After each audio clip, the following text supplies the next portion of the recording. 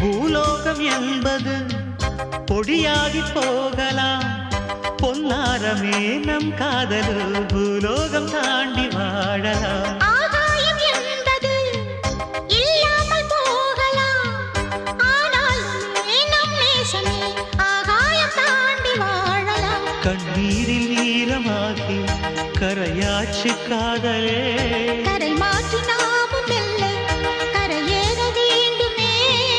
நாளை வரும் காலம் நம்மை கொண்டாடுமே.